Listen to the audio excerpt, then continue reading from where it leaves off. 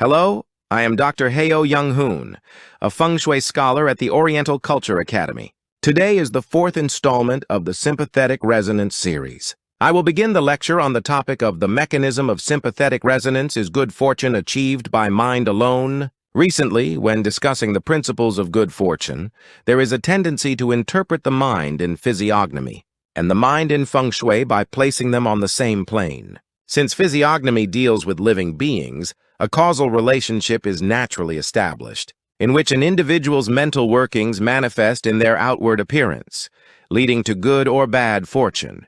However, some apply this logic directly to Feng Shui, arguing that intangible filial piety, or the mind itself, can function as an independent mechanism for bringing good fortune within the study of Feng Shui. Is it really valid to interpret the minds of these two disciplines using the same standard?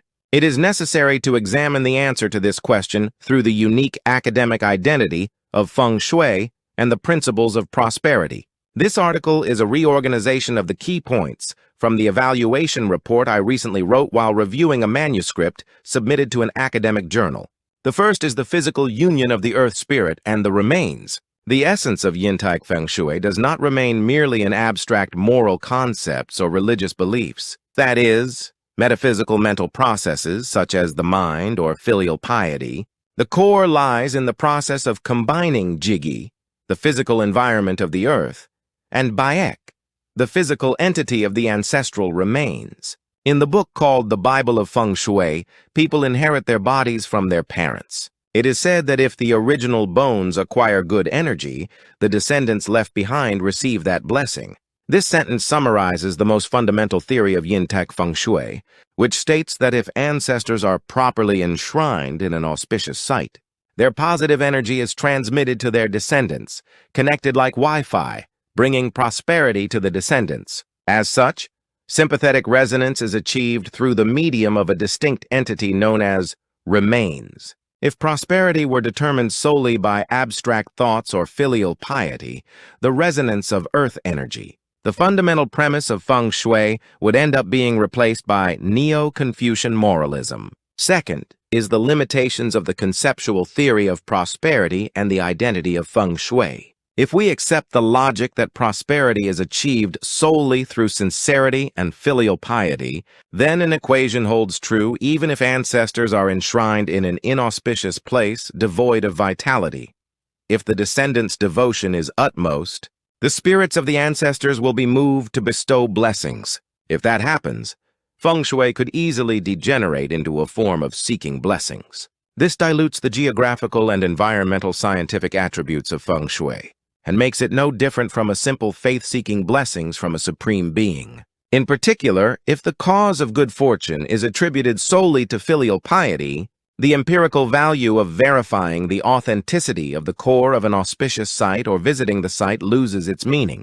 Given that differences in prosperity based on auspicious sites and inauspicious sites actually exist in the field, a conceptual theory of prosperity that excludes physical locations carries the risk of shaking the very foundation of Feng Shui. Third, the true meaning of the heart as revealed in the Book of Burial. Some argue for conceptual Feng Shui, citing a passage in the commentary of the book that states the act of burial is not merely burying bones, but burying the mind. However, looking deeply into this, it explains the mechanism by which the human mind connects with Qi, and that Qi connects with heaven and earth, ultimately through the harmony of the human spirit. With the spirits of mountains and rivers, it enables descendants to prosper. In other words, the upright heart of descendants is not directly conveyed to the ancestors buried in the ground to bestow blessings. Rather, the medium of mountains and rivers necessarily occupies the center. The text of Zhang Seo, Gigamyung Guibokupin, also ultimately supports the fact that burial methods and Feng Shui conditions must be satisfied. A propitious site is not determined by the mind, but solely by the objective Feng Shui condition known as the signs of energy spot. In particular, the very title of the book, Zhang Shu, supports this as it concerns the method of storage. Fourth is the rational mechanism of sympathetic resonance. Then, what is the role of the mind and filial piety in Feng Shui? While intangible filial piety itself does not independently generate good fortune, It serves as a motivation to seek out an auspicious site and acts as a practical ethic. Sympathetic resonance in Feng Shui is completed through a process of three main stages. First, as the first step, there must be a mental process in which profound filial piety manifests as virtuous acts to enshrine the ancestors in a good place. In the subsequent second stage, based on this practical determination, a physical union must be achieved by placing the ancestral remains in a specific spot where vital energy is concentrated.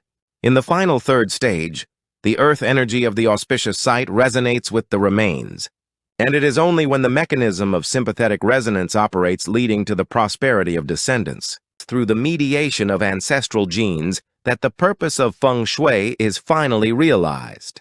Even if we discuss communion through the spirit without the intervention of remains, the logic that the ancestral tablet or altar containing that spirit must be installed in a space that meets Feng Shui conditions aligns with the rational principles of Feng Shui. In conclusion, sincerity and filial piety should be understood not as the direct causes of prosperity, but as the noblest starting point and practical driving force that leads to the discovery of the energy spot, which is the physical and spatial medium known as the auspicious site. That concludes today's lecture. In the next part 5, I will return to you with the topics of sympathetic resonance and a scientific approach to cremation, and whether cremation also brings prosperity. Thank you.